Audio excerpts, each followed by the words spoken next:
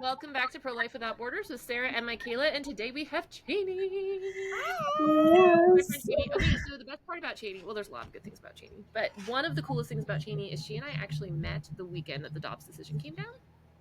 Yes. Yeah, We so were we were at the same together on the conference. day. We were We were together together 3 years the ago day. today. Well, The day after. yesterday.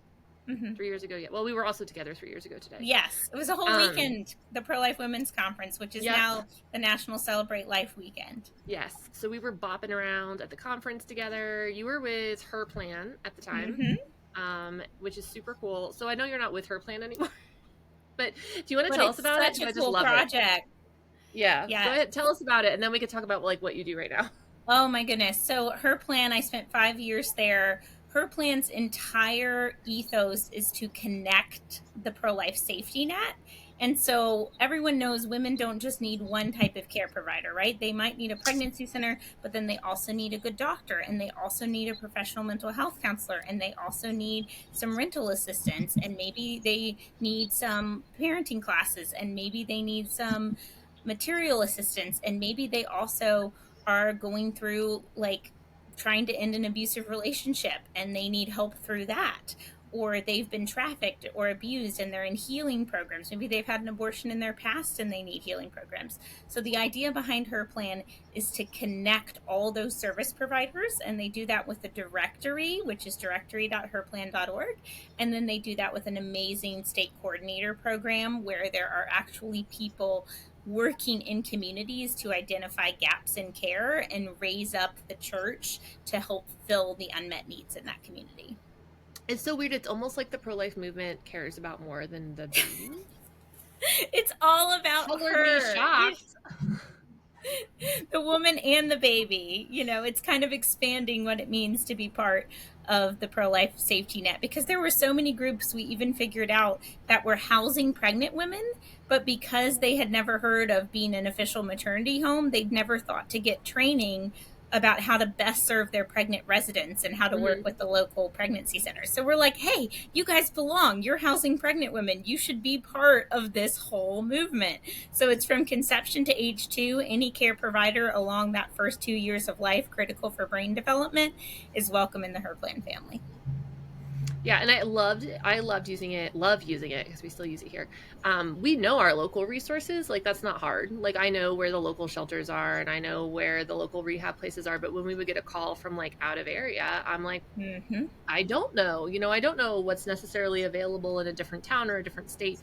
And so Her Plan really helps us kind of generate those lists of referrals and knowing like this is where we can send you. And it's easy to send someone to another pregnancy center, but a lot of times that's not the right referral, or they need more than just a pregnancy center. And so getting them that help is absolutely crucial. And connecting in the post-COVID technological world where there's so many national providers now that are able to meet with women virtually, and people just didn't know that that was available, and now with Her Plan they do. Yep. Well, and I think too it really shows like the depth of what pro-lifers are willing to do for people. It's not, as we are often accused of, it's not like, oh, just have the baby, we don't care about you. People will help with furniture, they help with food, they help with rent, they help with housing, they help with electricity and other utilities, they help with domestic violence, and that network is nationwide, if not worldwide in some cases. And so I know that when we had a client in a very nasty domestic violence situation, we were able to get her to a different state and connect her with help in that state. Because we weren't just going to give up on her because she had to move, right? We're going to make sure that she gets what she needs regardless. Because you actually care about her. Because we actually care about her. Hence Her Plan. So that's what you were doing. This is another cool thing about the pro-life movement. A lot of us, I actually have not bounced. So I've actually been in the same place basically since I started. Since I started in 2008, the organization has changed and we've merged and some name changes and stuff, but I've been essentially here. But one of the cool things about the pro-life movement is people tend to move around in the same sphere. And so like you'll run into someone at a conference and then you'll run into them 2 years later and they're at like a different table. And it's not because they're mad at their organization or they didn't want to be there anymore. The organization wasn't good. It's literally like, oh, God called me here. And I love that because like the organization is like, of course. And the new organization is like, of course. And everyone else There's is a blessing in the giving and receiving. Yeah. And so we do hop around a little bit sometimes and we do see people move. So you're now with Heaven's Gain Heaven's Ministries. Gain. And I had never heard of them before you emailed me. Oh, I'm so excited. Finally, I'm helping the word get out. Yeah. So tell us about Heaven's Gain. What do you do? So Heaven's Gain is a beautiful ministry to women who have faced miscarriage, stillbirth, or early infant death.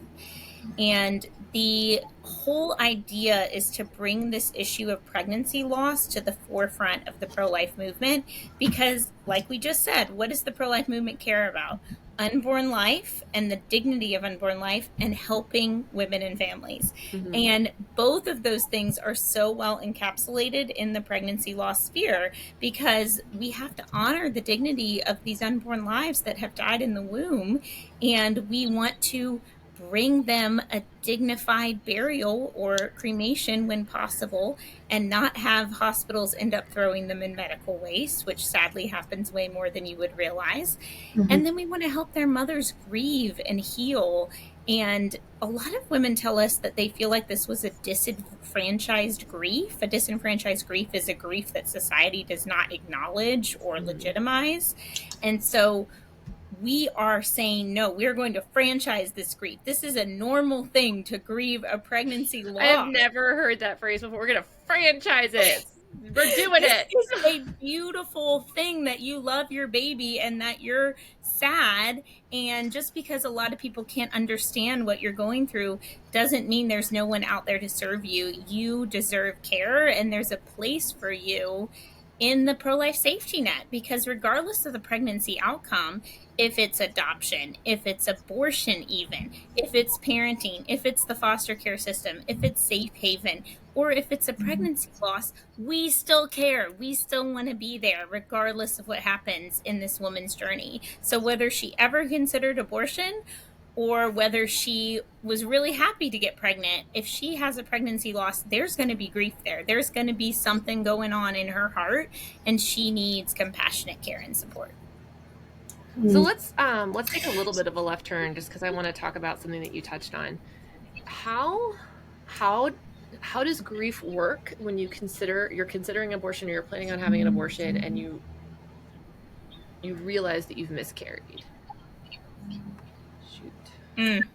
We are actually really excited to speak at CareNet this year on this very topic. So if anybody's going to be there, check it out in August at the CareNet conference.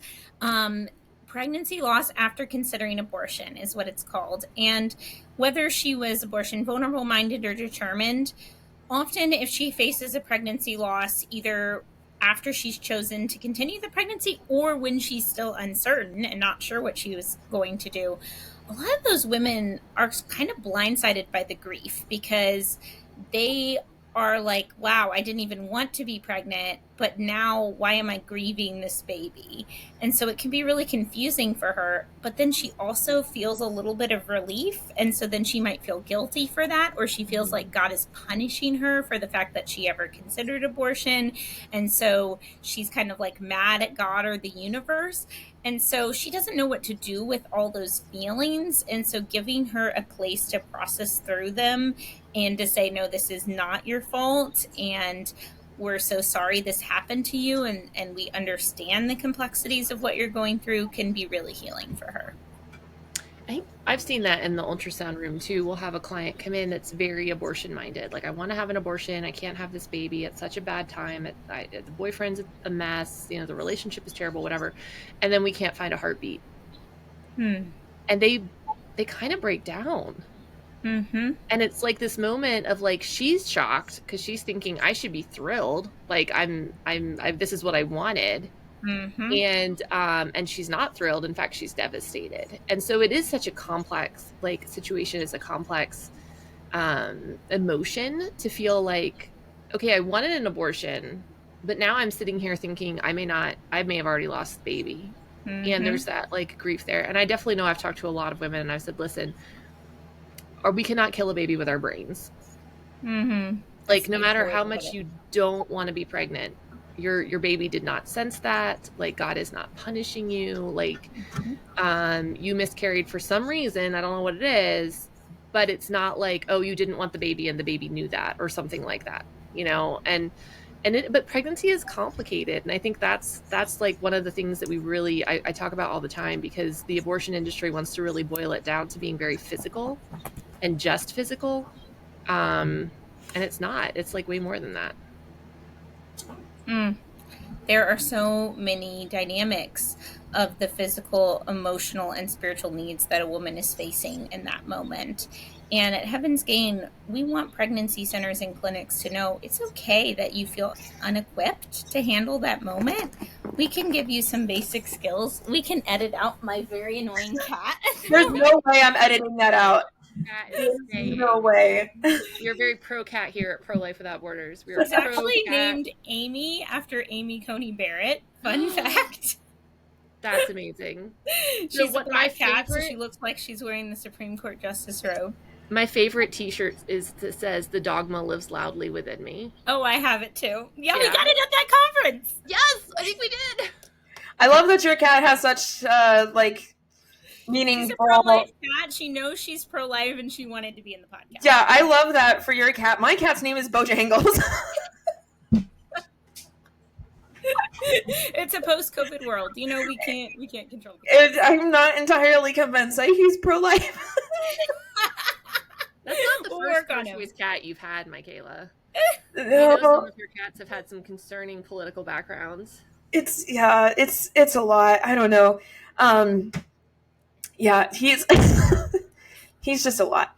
So all right, we love him anyway. Where were we? Oh yes. Okay, so in that moment, if you don't feel equipped to handle the no heartbeat scenario in that ultrasound room, we want to help you. We can give you basic training on what to say and not to say and how to be sensitive in that moment. But then we understand that you have to focus on many other clients that might be scheduled that day. And you might not have the 2 hours that she might need to talk through what's going to happen now. So that's where you can call Heaven's Gain. Right there in that ultrasound room, you can call our 16-hour-a-day hotline that goes from 8 a.m. to midnight Eastern. And you can call with her or for her, or you have her call. And then we can connect her to an APPL, an advocate for parents of perinatal loss. And our APPLs, they are trained to walk through the birth planning scenario that this mom now needs. Because a lot of people don't think about the fact that when a baby's died in the womb, that baby still has to be delivered. Mm-hmm. And so what are her options for that delivery? How far along was she? How can she make memories with this baby? And if she does medically have to have a D&C, does she know she can bury the remains of the D&C if the hospital will release them to her? And she can ask about that. So at Heaven's Gain, we can walk with her, no matter what her gestation, no matter what her situation, no matter what whether she ever considered abortion or not. We want to be there for her. And so that process of that bereavement birth plan takes about 90 minutes. So it's something that it's understandable that not every pregnancy center is going to have time for. If you are inspired and you want to incorporate pregnancy loss into the work of the pregnancy center, we can absolutely train you to be an APPL yourself, working for your own organization in your own context.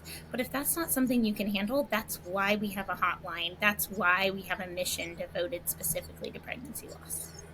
So how does it work for different gestational ages? Like I know when you're in your first trimester, there may not be anything, right? Like I miscarried at 11 weeks. 6 days. I'm so sorry for the loss of your baby. Yeah, it was 2010. It was very tough. We were very lucky at the time that I was lucky, I should say. A lot of the women in my church reached out with their own stories and support and encouragement. I feel like it was harder for my husband because like I'm getting all this support and all these people are calling and checking in on me and like, oh, we love you. We loved your baby. Like we're praying for you, like all that stuff. And the men were very silent. Like even though obviously if the women had all been through miscarriage, the men had too. And so since then, he's been very proactive at like reaching out to men if he knows that their wife has miscarried and being like, hey, I know it's hard to find someone to talk to, and I'm here if you need me to talk to me or whatever. That is so meaningful because this is what we hear from men in our ministry. We hear that when they go back to work, everybody comes up to them and said, "How is your wife doing? How is your wife doing?" And not once does he hear, "How are you doing? This is your child. You have had a loss."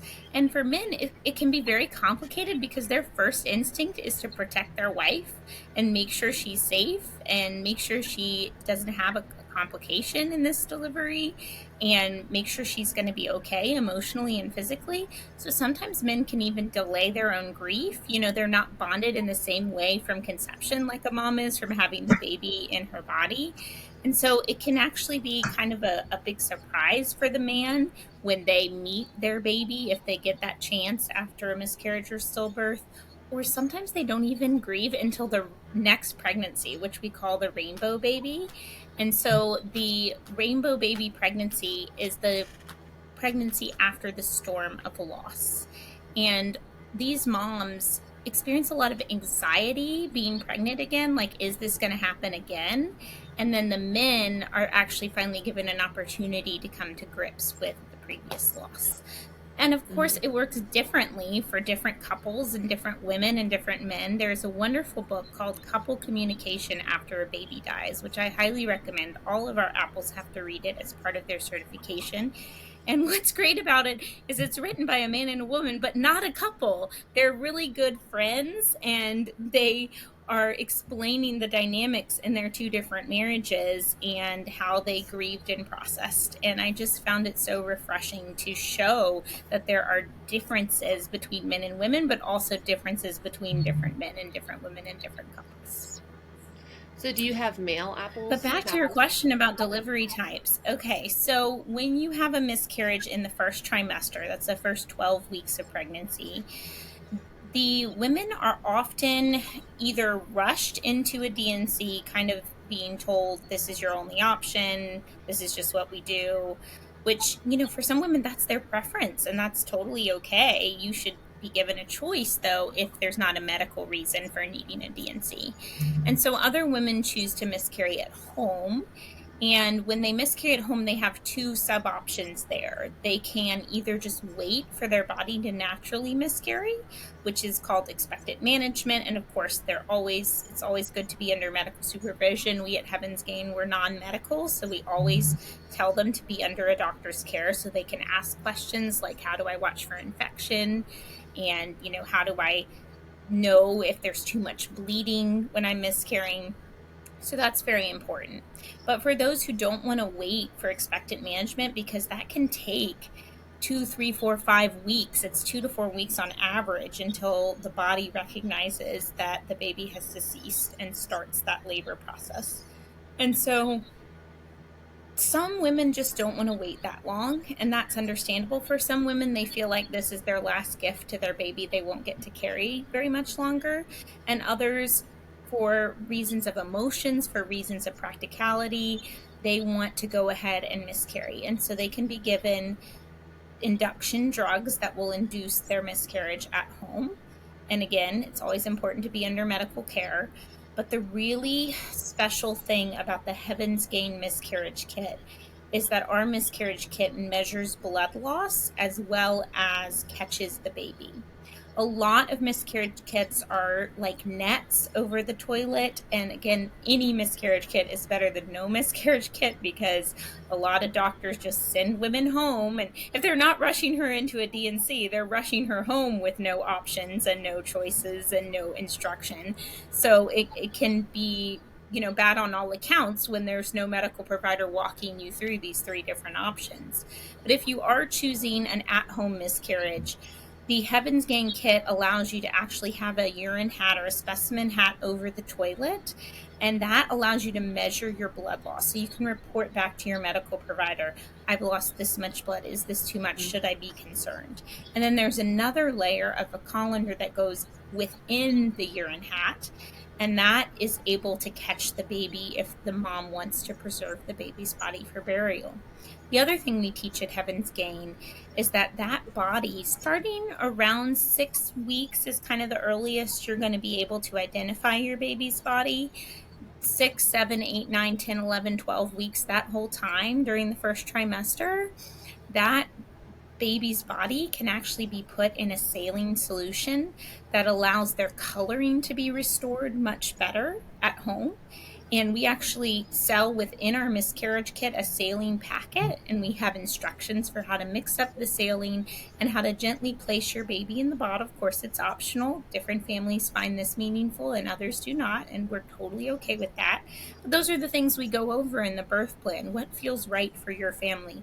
Do you want to put this baby in some saline to see if the coloring will come back, to see the little fingers and the little toes floating in the solution, and being able to just spend some time with this little life that's part of your family and take some pictures. And, we can send you instructions on how to make it a hidden iPhone album so you don't have to be scrolling through family pictures and suddenly see your baby.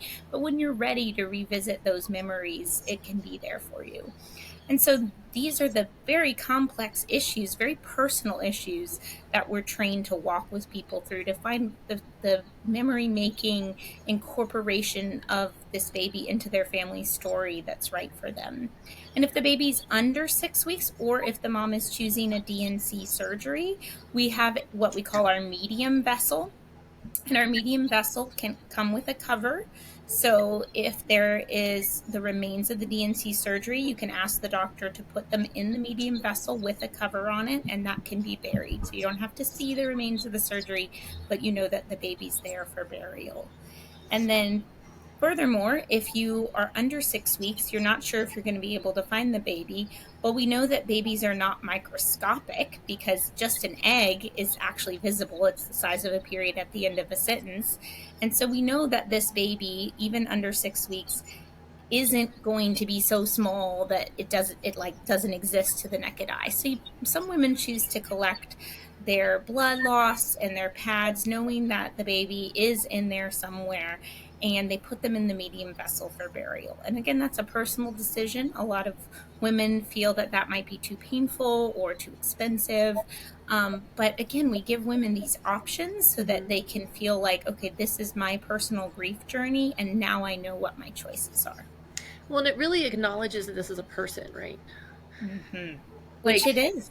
Yeah, it's not, and it's tough. I think it's tough in the hospital setting or even in a setting with other people that people don't want to talk about it, or they don't want to, they want to kind of brush it off or gloss over it. Like it's not a person. It didn't really happen. At least it was early. I mean, you hear a lot of those things. I posted on my Facebook about how women can ask to bury DNC surgeries, and some hospitals will. So basically in America, about half of the states give parents their rights to their baby's remains. So if you want to bury that DNC surgery, it is legally yours. They cannot tell you no, and if they try, they're breaking the law.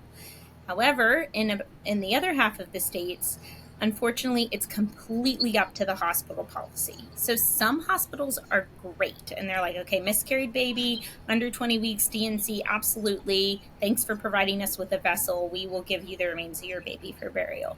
Others, we've never heard of that before. We're just going to put your DNC remains in medical waste. No, you don't have the right to your baby. And the parents don't have any legal recourse. So I am praying very much that either on the federal level or the state level, those laws can be changed. And it would be wonderful to just give parents the choice. We're not mandating that they bury their baby's remains, but they should have the choice to claim them if they want them.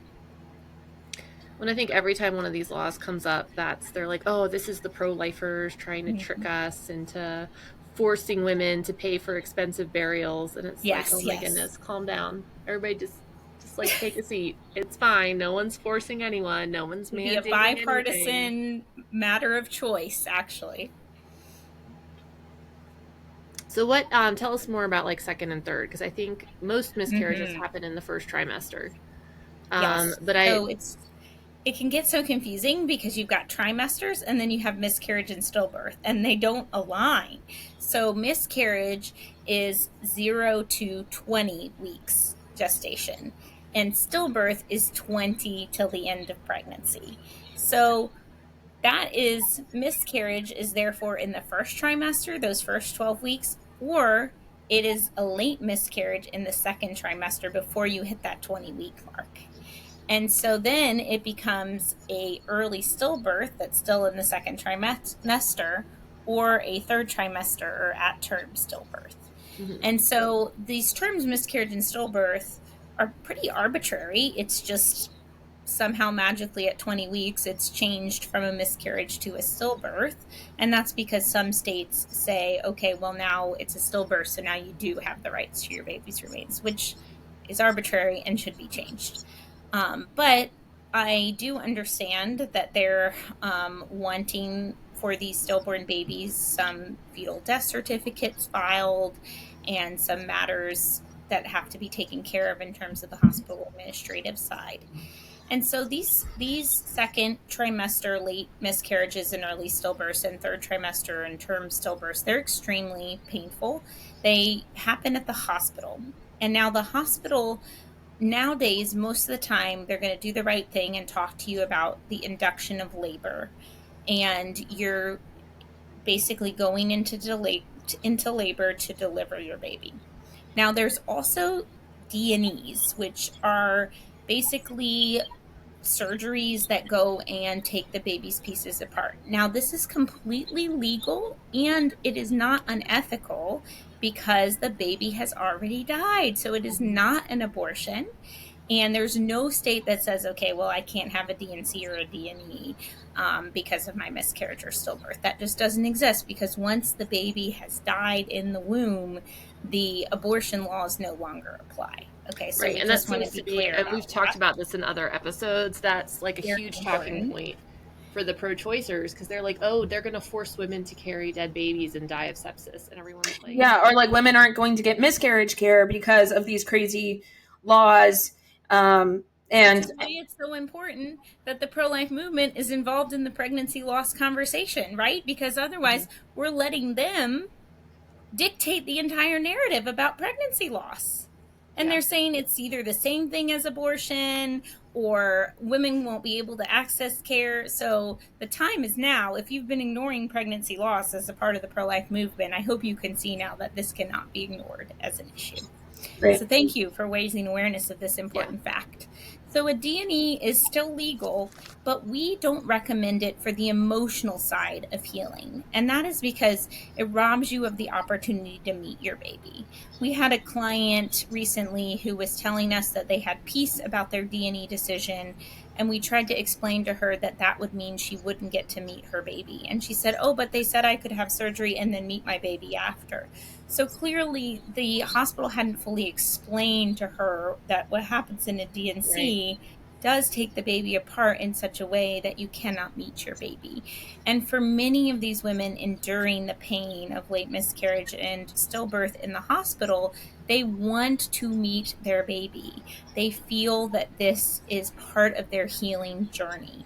So in the olden days, so to speak, these babies were whisked off and it's just forget it ever happened, and let's not talk about the fact that you were ever pregnant and that there was ever this child. Well, we know now that that is extremely damaging to the psyche of the mom and the dad and the family and the nurses and the doctors and the dignity of the baby. So thankfully, both pro-life and secular organizations have worked really hard to change this in hospitals. And there are protocols now for helping women through these loss inductions. Now, third trimester hospitals are usually pretty good and familiar. There's still a long way to go in the hospital, especially when it comes to second trimester losses, because those babies are too fragile and too small for the big sort of angel gowns and dresses and blankets that often happen at a third trimester stillbirth in terms of memory making. Second trimester babies, they need special things. They need like a Bridget's cradle that's knitted and made for them, or they need holy sews, which is a tunic that goes over their head because their arms are too fragile to get into clothes that are have sleeves. So there's holy sews, there's Bridget's cradles, there's our saline technique. You can use saline in the hospital. We sell to hospitals second trimester and third trimester tubs. You just put that medical grade saline from the hospital and you soak the baby in a saline bath. Again, restores their coloring, gives a totally different experience for the family to be able to see their baby in the solution that is kind of like restoring the amniotic fluid, restoring the womb-like environment for this baby. And so these need to be implemented, and we have a long way to go in this country in terms of hospital policies. And in our headquarters in Cincinnati, Ohio, we actually go to hospitals and with our clients that either called us for help, or the nurses actually call us in, because the nurses know that in some cases a client can particularly benefit from making that birth plan. Their induction is starting in the hospital, and they have a chance to go through, okay, do I want pain management just like a regular birth plan? How do I want to meet my baby? What memories do I want to make? We actually have sports balls. And I had never heard of this until I joined Heaven's Gain, but you can have miniature footballs and basketballs. And so you're not just taking footprints and putting them on a card and that's it. You're actually having little footprints on these sports balls that the dads can keep and just remember their baby in a more personal way, and their dreams for that child, that they would have been able to play catch with that child or watch them at the ball game. And so that's a really important part of a man's healing journey, again, to have certain elements that bring him into this whole grieving process. And so in the birth plans, we're actually able to say, okay, Mom, what do you want to do? And Dad, what do you want to do? And sometimes their experiences and their desired mementos and memories with the baby are different. And we actually learn from first breath that it's beautiful to even give the dad a moment alone with the baby, because he feels like when his wife is there, he's got to be strong. He can't totally break down in tears. But when he has a moment with his son or daughter, that's his opportunity to really grieve. Another thing that helps men so much is being able to really take charge and pick out a casket or an urn and even pay for it as a mechanism of providing for the baby. Or some of them make it. And we get these calls at Heaven's Gain because we sell caskets and urns, and we get, concerned moms and grandmas on the phone. My husband or my son wants to make a casket for the baby, and I think this is such a bad idea. Why can't we just buy yours? And we say, no, you don't understand. Please let him make this casket. This is part of his healing journey. You can always buy one for us if it doesn't work out, but this is so important. We're a nonprofit. We're not in it for the money. We don't want the sale. We want him to have a healing journey. And if that involves making a casket, you let him, you cheer him on. Well, and being a chance to provide for that baby and make something for them when you're planning on having this lifetime of making things for them and you don't. It's like a really beautiful gift. And I'm thinking, as you're talking, we, as you know, and obviously Mikayla knows, my water broke around one of my twins at 15 weeks. And so we had a lot of these conversations because we didn't know what was going to happen, right? We didn't know if they were going to make it. And obviously they did. Unfortunately, most babies in their situation don't. And so we did have a lot of conversations, and it was hard, but it was also really beautiful in a way that the people that we were talking to were really honoring them as living beings, right? As people that were loved and cherished and part of our family. And it's just so important to have these conversations and to make sure that men and women know that it's not just this thing we have to brush under the rug, but that these children need to be acknowledged and grieved and mourned and provided for, even if it's only in the act of burial or the act of cremation or whatever the family chooses. So does Heaven's Gain help with babies that pass shortly after birth, or do you guys kind of draw the line at stillbirth and miscarriage? So every once in a while we do, either because the hospital calls us in or because someone calls us needing aftercare support in our peer support program. So we basically do two types of what I call the live birth and death baby. One is the premature rupture of membranes, which you just described. And the other scenario is where there's a life-limiting prenatal diagnosis. That means the baby may or may not be able to survive long after birth. Now, we don't do the comprehensive case management, which we highly recommend for prenatal diagnosis clients. If you're still just brand new at the diagnosis, you should call Be Not Afraid, because they can connect you with a parent care coordinator that really walks you through that whole process. But then when it gets to right before the birth, that's where we come in, and we can help you create a birth plan. It's very similar to our other birth plans, except that you order the memories that you want to make, 1, 2, 3, 4, etc., because the most important ones you want to do first, because the baby might still be alive for those. And so that's what we walk families through. And we have a few tips that have helped other families, like being able to journal the reaction of the baby in the womb and those weeks leading up to birth, to just really be really conscious that the baby is with you and experiencing life. And if you always dreamed of pushing your child on the swing, well, push the pregnant mom on the swing and see if the baby reacts. So we talk about that in reference to prenatal diagnosis. And so those are the two life doesn't begin at birth. Absolutely. And so we always think of like, oh, the baby's born and they're here now, and it's like, no, they've actually been here for a hot second. Eat an ice cream and see if the baby likes it, you know, just make those memories. And I think that's one of the pieces that our society misses when we talk about adverse prenatal diagnosis, and it's always pushing the mom to have an abortion. Yes. And you don't want to go through this, and your baby's going to suffer. And it's like, no, like, you're missing out on the life that this child has. And that life may not be what we'd hoped for, or what we want, or what we wish for, but like, it's there and it means something. And so just cutting that short for no real reason, I just find so frustrating. And I don't love it, because obviously it's hard and it's awful, but I love hearing families talk about like the memories that they made with their baby, whether they're in the womb or for a few hours or days or weeks after birth. And they would have missed out on all of that if they had gone through with an abortion. And you just don't know exactly how long that baby's going to live. I mean, we don't even use the term fatal diagnosis anymore, because you don't really know. And there's so many new treatments available every single day, and interventions. And when you assume the baby's going to die, then some parents aren't even given other options to look into, that this might be a treatable condition. So again, we really recommend a trained parent care coordinator at Be Not Afraid, or some online support from Mama Bear Care, Able Speaks, those kinds of organizations that can help with prenatal diagnosis. But we're still happy to help with that birth plan. So we talked a lot about what Heaven's Gate does. You've thrown out a bunch of other organizations. We'll try to, I'm like jotting them down, but I definitely want to include them like in the notes. So people can click and like have that resource available if they're in that situation, or if they have a friend who's that situation. But I also know as a nonprofit leader that nobody has money. So I'm assuming that a lot of these advocates and these apples and other people are volunteers. Yes, so how would someone, if someone's like, I went through a loss, I want to help someone else through a loss, or someone's like, I haven't been through a loss, but I want to help other people, how could they volunteer for you or for some other organization that works with infant loss, miscarriage, and stillbirth? Oh my goodness, there's so much need for you and such a place for you.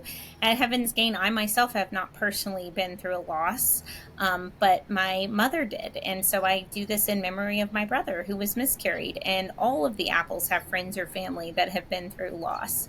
And it is so beautiful to see them honor those babies through this training. And it is a 2-day certification. It can also be done over 4 weeknights.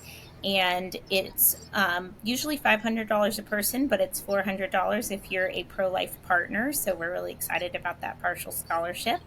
And you get so much training, so much walking through all the birth plans I've mentioned, but also the aftercare pieces, the peer support pieces. So even if you're not sure you want to get fully involved answering the hotline, you can even take what we call an apple slice and take a part of our training. Maybe you just want to learn about the miscarriage kit, or you just want to learn about peer support to start a support group in your own area.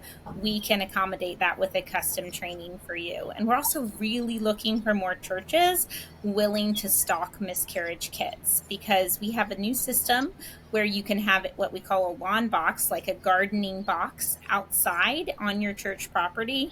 And that way 24/7, a woman who's at your church or parish, or a woman who's calling our hotline, we can send her to that box if that's the closest location where she can pick up a miscarriage kit, because sometimes she doesn't have time to wait for one in the mail. Sometimes she does, but sometimes she doesn't.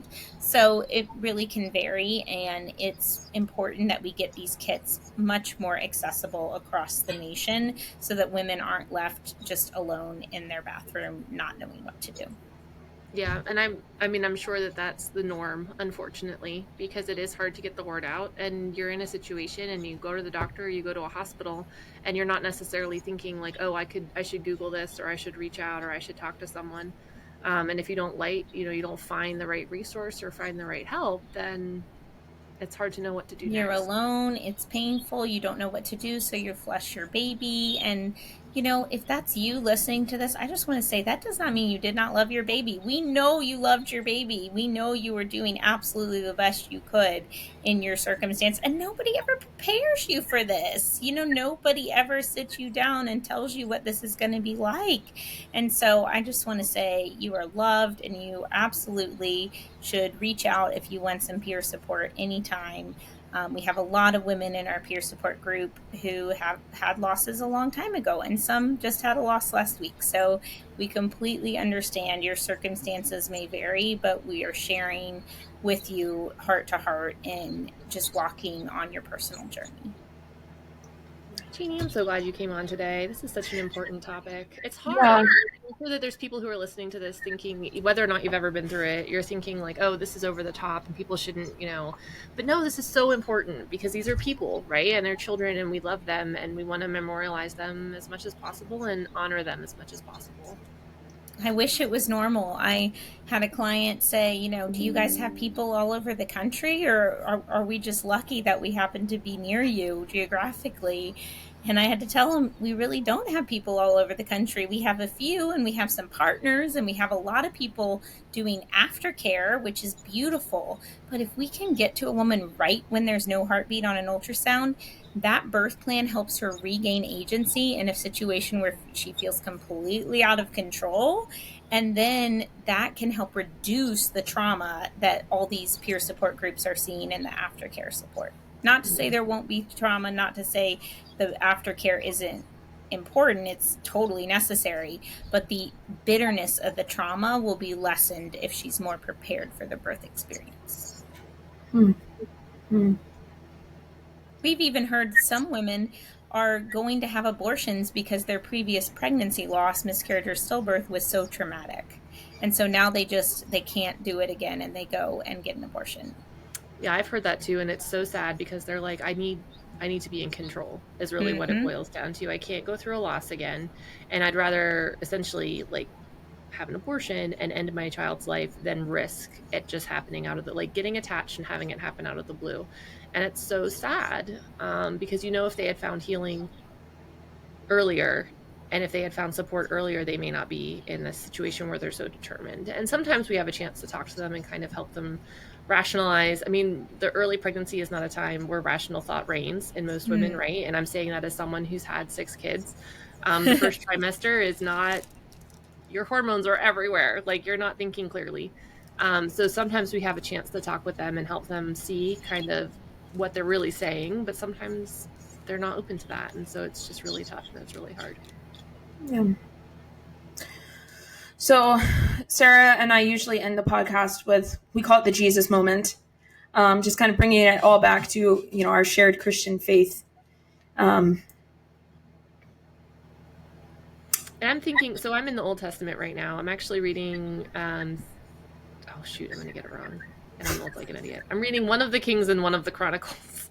Okay. Like it's super confusing because I'm doing the Bible recap, so it's all chronological. And so like you're listening to the story in Kings and then you listen to the same exact story in Chronicles. So there's been a couple times where I'm like, wait, did I?